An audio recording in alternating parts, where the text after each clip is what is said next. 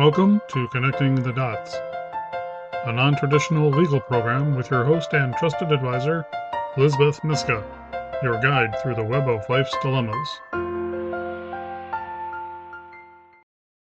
Welcome to another edition of Connecting the Dots. I'm your host, Liz Myska.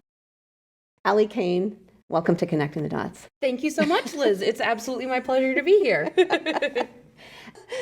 So I'm Kane. I use she, they pronouns. I am the founder and principal at ALK Consulting. I say we because it sounds very professional, but ALK Consulting is really just me, and we offer LGBTQ inclusion training, specializing for museums and cultural institutions, but really for companies and corporations of any size. What made you start ALK? So I think that in order to really talk about my passion for queer inclusion and diversity inclusion at large, I have to go all the way back to when I was little. I've always sort of been defined by my difference. I have red hair and I'm left-handed. That is, 13% of the population is left-handed, about, 2% of the population is red hair. And while I wouldn't, those are certainly not sort of marginalized identities, there were always things that made me different from a lot of people. So even before I could speak, I was being pointed out for my red hair. As I was growing up, I had to learn how to use my left hand when the world is created for right-handed people. And so I've always been aware of the fact that I was different in, we could say some, more trivial surface level ways. Also, my mom was a special education teacher, so I was always encouraged to think about the different ways that people learn and experience the world, and really to keep an open mind that perhaps the way I was perceiving the world or perceiving somebody's specific interactions or experiences might be different, that I'm going to have my own sort of biases and ways that I see the world, and I need to have compassion for others. So I've always seen the world in the ways of understanding my difference, as well as having compassion and understanding for other people's difference. And so as I sort of came through high school and into college, I realized that that has a name, which is diversity and inclusion. So I've been really passionate about diversity, equity, and inclusion, for my entire life, and professionally sort of since my time in college. And how that led to ALK Consulting is I've sort of naturally been an educator. I've naturally been sharing information about specifically queer inclusion because I felt that that was something I could speak to as a queer person. And I recognized that there was a need in the community to have thoughtful conversations that are informed by personal experience and research. And that led to me officially launching ALK Consulting just about a year ago, but I've been doing this kind of education work since my time at Tower Hill about 5 years ago. Wow. I'm just hung up on the red hair because I can't see your hair. So that is very true. Yes, I would say now it is a bit more auburn, as tends to happen. But growing up, I had ginger curls abound, and I was defined by those ginger curls. And now it's absolutely more of like a brown auburn. In the summer though, that sort of Scottish glisten tends to come out. Oh wow! Listen to you. And the only reason I'm elaborating on that is my father, Lawrence Kane, Kane, was a redhead, and I did not get the red hair. Okay, I did not get the red hair. It is a recessive gene. But my dad was in World War II, and he was in the Pacific Theater, and he was at Okinawa, and he told the story of when he was in Japan, because of his bright red hair. The Japanese used to point at him, and because it was just he was an anomaly. Absolutely. So it really, not that you're an anomaly, Allie, but it just that really resonated with me when you said red hair. And I guess I would also say, as a visually impaired person, I'm always curious about physical appearance because now I can't see that anymore, and it's so interesting how, as human beings, we don't describe ourselves physically because, by and large, most of us can see. And now that becomes such an important attribute for me because not because I'm going to condemn you or say, I don't like redheads or I don't like left-handed people, but I think it identifies and distinguishes you as a human being. And I think that dovetails back into what you're saying. So sorry for the digression here. But. No, absolutely. Well, and I think you're absolutely right. And one thing that I have learned from working with you over the years, as well as Chuck Baldwin at the Massachusetts Cultural Council, is normalizing the practice of giving visual descriptions when you're introducing yourself, which is something that when I'm sort of on quote unquote stage as a presenter is something that I try to do. Even if I'm teaching about LGBTQ inclusion, I want to normalize sort of that intersection because, surprise, there are visually impaired queer people. And so, who knew? Exactly. So I like to normalize that practice for everyone. And also when I'm doing virtual calls, there are sometimes people who are logging in on Zoom and don't have on camera. Right. So I was talking about what I was wearing before we got on camera, but if I were to introduce myself for the audience, I would say, I'm Allie Kane. I use she, they pronouns. I'm coming to you and I am a 32-year-old genderqueer person with short cropped red hair, blue peacock tortoiseshell glasses, and I am wearing a purple blazer with a white shirt that has a black jeweled collar. Wow. So that allows you to have a description of Absolutely. me, our audience as well. But what I really like is it also is a really interesting personal reflection of how do I want to describe myself? Absolutely. As somebody who has a past and an affinity for creative writing as a hobby, I could describe my entire, outfit and appearance if I really wanted to, but it would take 26 minutes. But it's, when you're doing an introduction, I think it's really thoughtful about what is important that I am telling people. For me, it's like important to say that I have glasses. I got glasses when I was 7, which was really, young nowadays. Yes. As you get older, a lot of people have glasses, but that's something I want to stand out and mention. I always want to mention like the colors I'm wearing. I know you mentioned, I was going to say, you mentioned colors and that piqued my interest because that was vivid. Yeah. You mentioned jewels. Yes. Or dazzling or bedazzled or glitter. I thought that was interesting. Something that you just said, sorry, it's my analytical mind that's going, this is important because she's mentioning this, so this is important to her. Yes. So go ahead. Sorry. Yeah, no, absolutely. So I think when I am doing my, I'm also interested in that analytical work. And when I am doing my work, I focus a lot on self-reflection and self-understanding because I think we need to understand sort of the systems at play, whether that is ableism, racism, sexism, homophobia, transphobia. We need to understand these systems that are at play and how they influence ourselves. And we can really reclaim a lot of our identity by deciding how we share and describe ourselves. And we also then are being more thoughtful about what do we feel is important to share. Because if I am to, walk into a space where there are sighted people, they're already going to project assumptions onto me. And maybe there are going to be certain things like, for example, I didn't mention my tattoos, but maybe they're going to catch my tattoos, or they're going to notice that I walk in a plus size body. But those are things that I, all of those things that I have pride around, but it's not something that I necessarily want to initially describe. For me, the color and the glitter, I feel like is a way to convey my personality to somebody who needs my description described. So I also think just like that practice of giving a visual description is a really thoughtful and inclusive way. Yeah, inclusive. Like I feel like we could absolutely like dissect that entire experience. Yes. And I think for a lot of people it feels foreign because of course they've never done it before, but you have to decide in a short amount of time what is important for me to share. So I've noticed as you've normalized that practice, folks like the Massachusetts Cultural Council, in other venues, what are people deciding to share about themselves is really thoughtful. You mentioned self-aware, and you had also, before we went on camera, was talking about a project that you're working on with 8th graders, and I'm thinking about youth.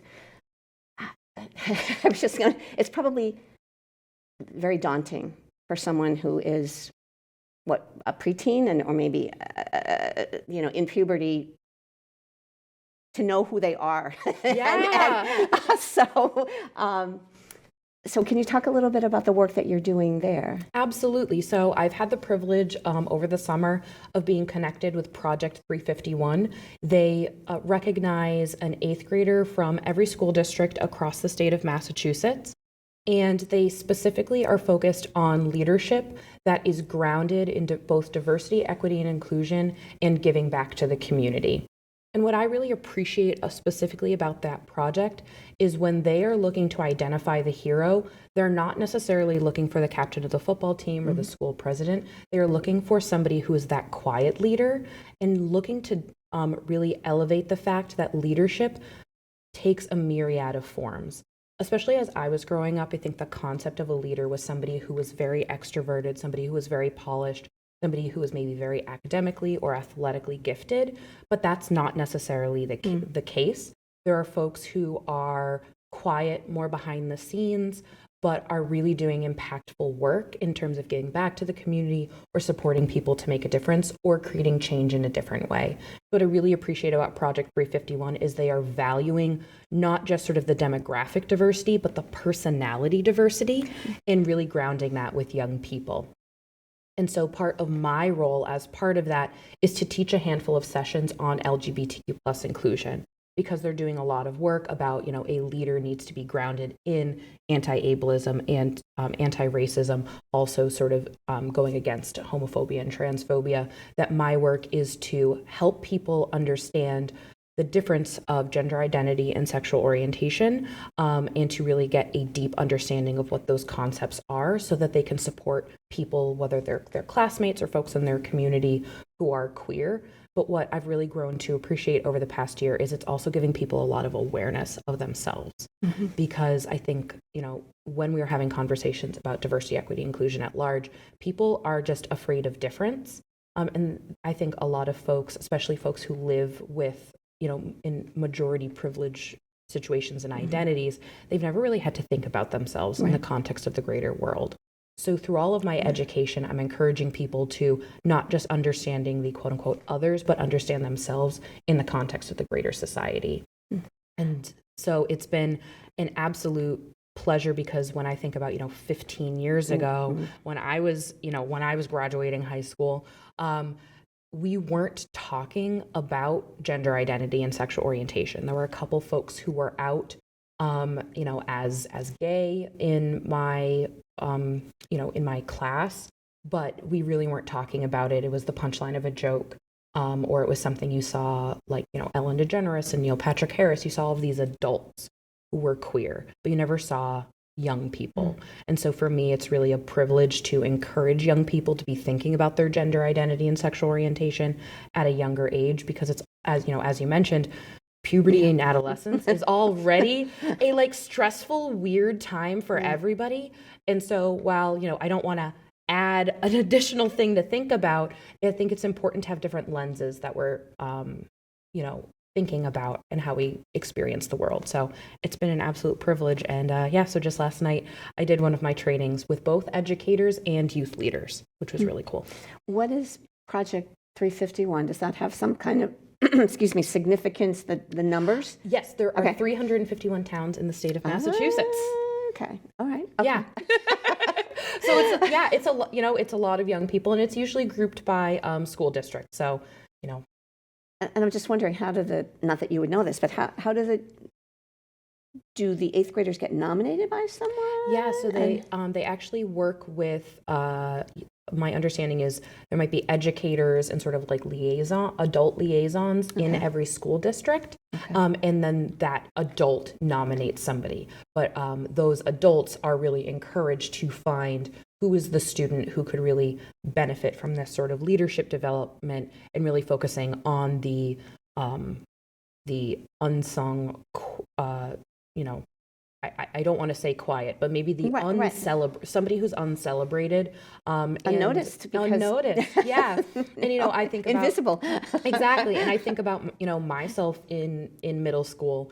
There weren't any formal leadership positions that I had taken on.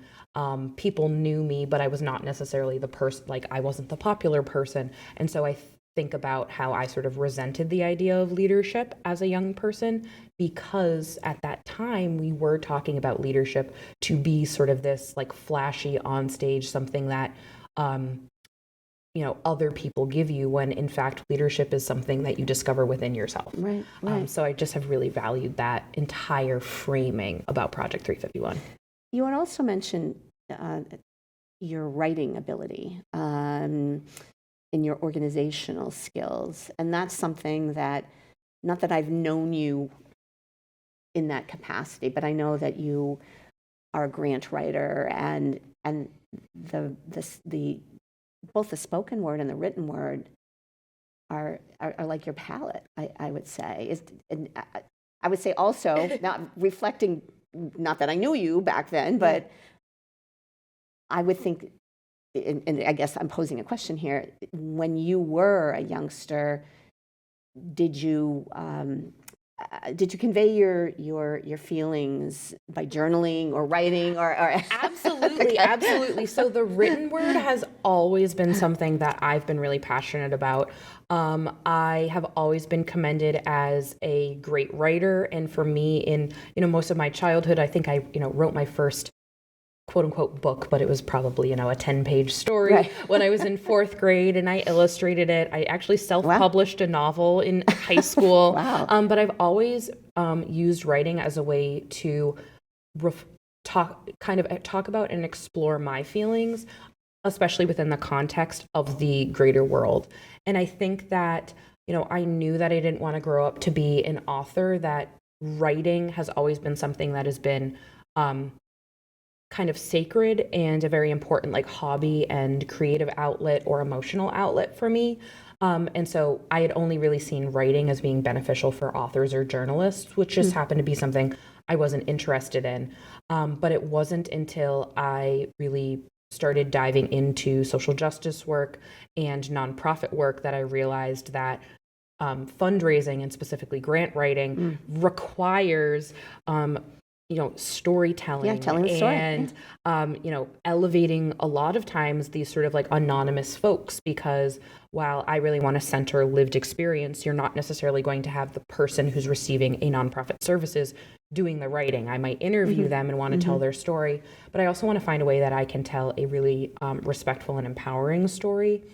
And so a lot of my social justice work actually comes out in how I'm grant writing, not just the causes that I'm doing grant writing for, but making sure that I'm doing things like normalizing person-first language, or centering anti-racism, anti-ableism in that work.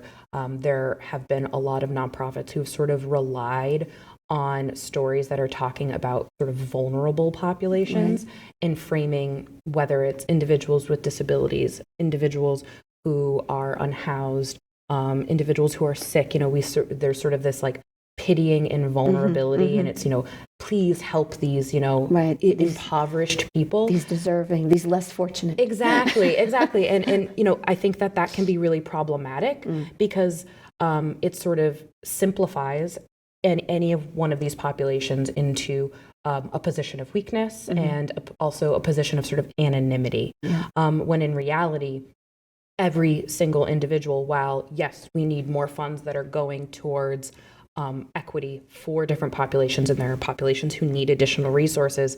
These are individuals who have complex needs. They are individuals who have complex stories, who are well-rounded individuals, and we have systems that aren't necessarily supporting them. So for me, I find one of the greatest things that I can do in my grant writing is making sure I'm relying on those stories and changing how fundraisers are talking about the populations that they serve.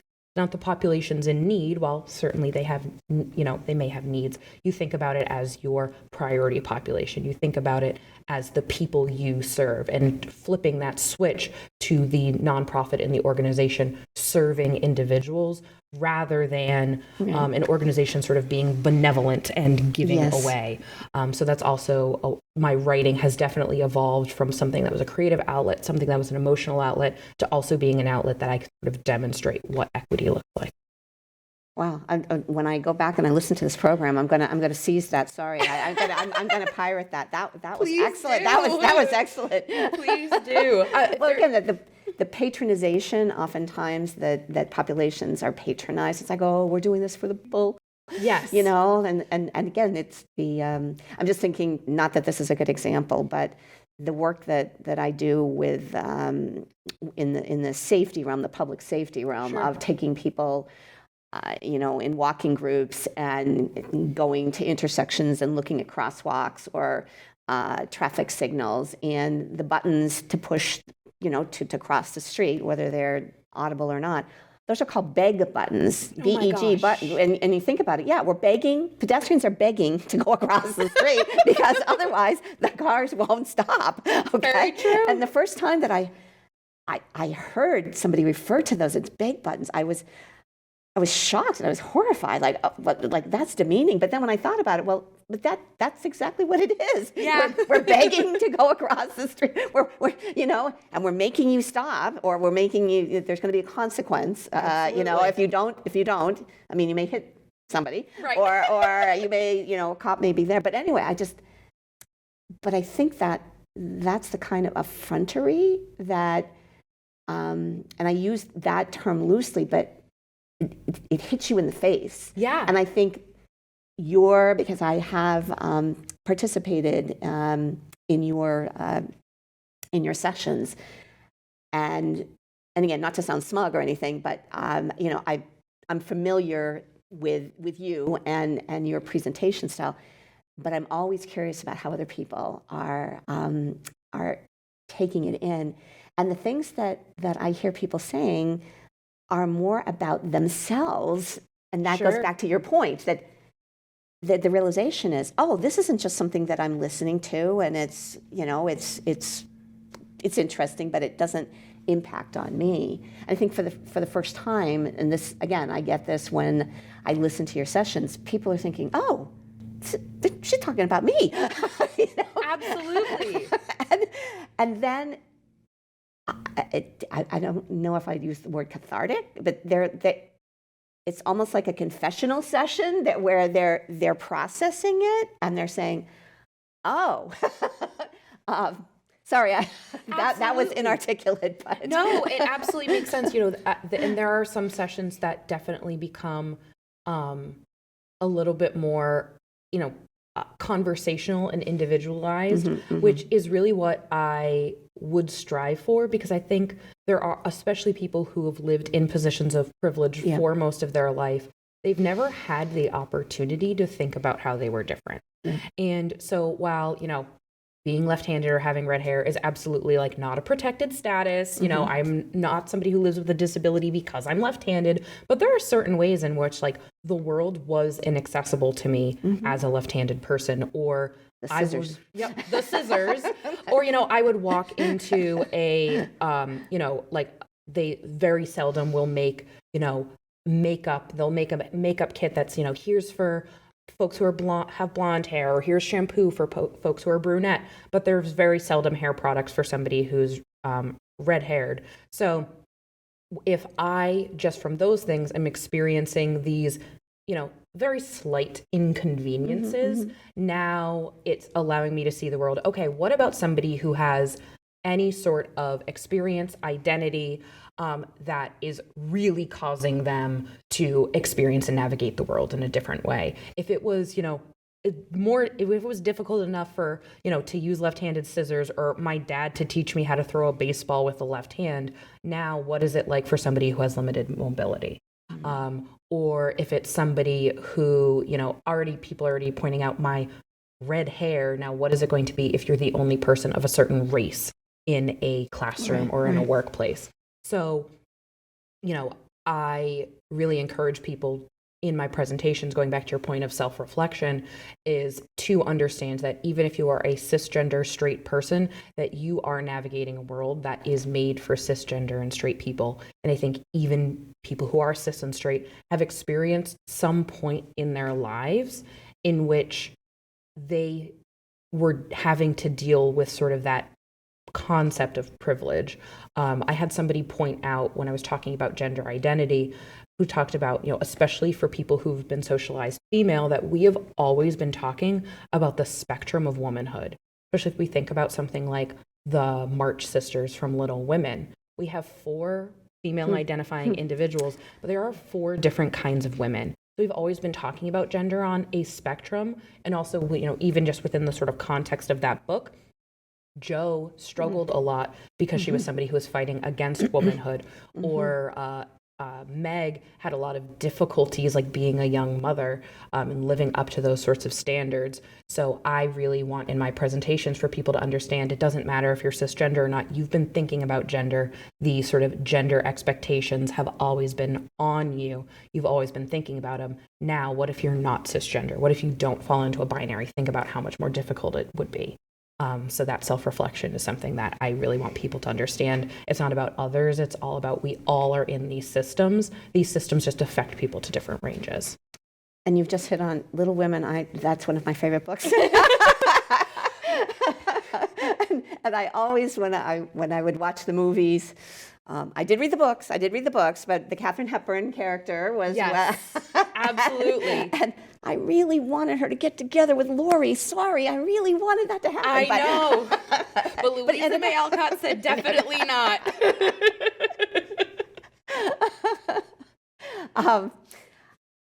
Wow. This has been a delight, because all of these chimes that you have sounded in my brain about the red hair and Little Women, and I would be remiss if I didn't commend you as I did before we started, about your championing of Worcester. That whenever I've encountered you, you always, I don't want to use the word praise, but you always acknowledge that you come from Worcester. And I'm just really quickly, because we're running out of time. You live here now, yes? Yes. Were you born here? What is the connection?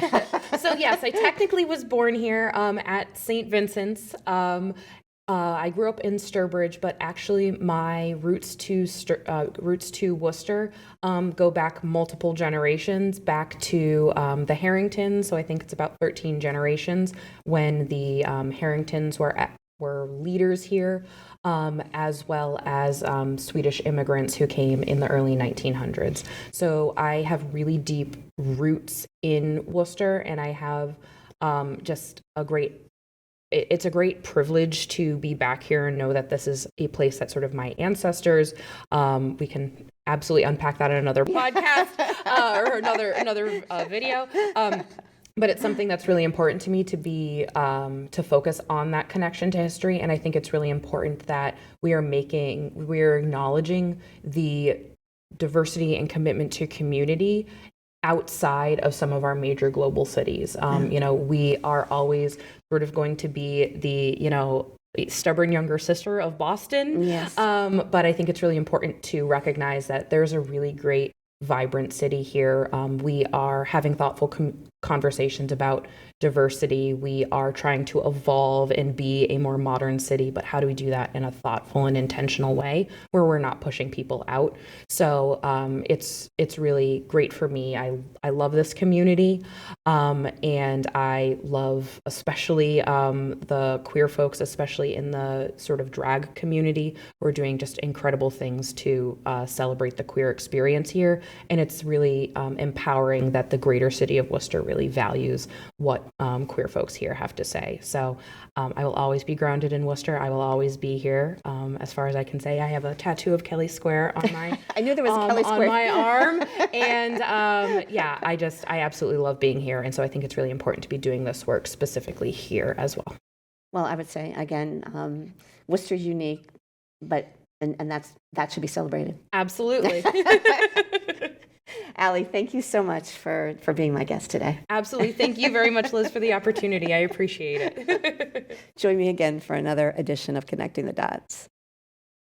Please note that the information provided in this show is not a substitute for consulting with an experienced local attorney and receiving counsel based on the facts and circumstances of a particular transaction.